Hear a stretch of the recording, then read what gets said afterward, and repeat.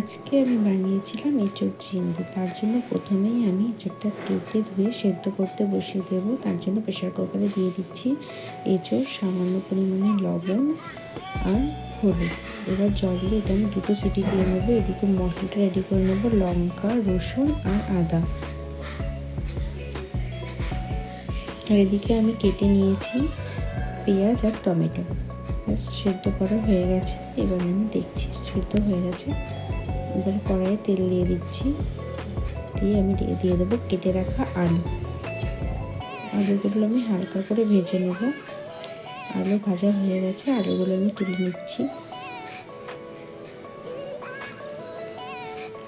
সেই তেলের মধ্যেই আমি দিয়ে দেবো সেদ্ধ করে নেওয়া এঁচোড়গুলো।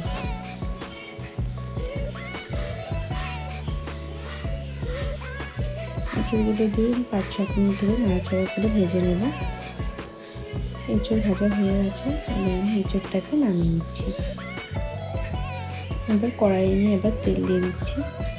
তেল গরম হয়ে গেছে, এবার আমি এর মধ্যে দিয়ে দেবো ধুয়ে রাখা চিংড়ি মাছ।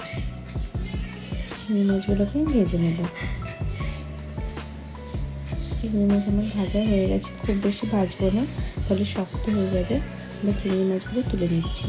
এই যে সব আমার রেডি হয়ে গেছে। ওই তেলের মধ্যে আমি ফোড়ন দিয়ে দিলাম গোটা গরম মশলা আর সামান্য পরিমাণে জিরে।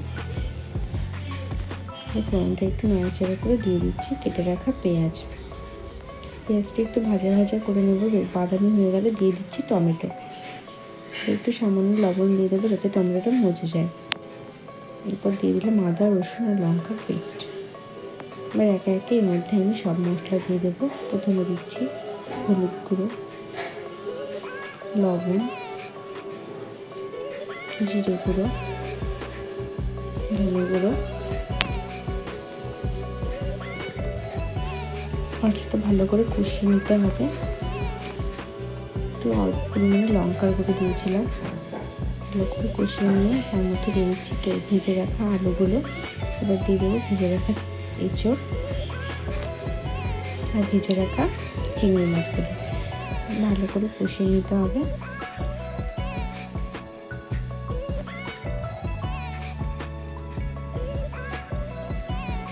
কষানো হয়ে গেছে, এবার গরম জল দিয়ে দিচ্ছি।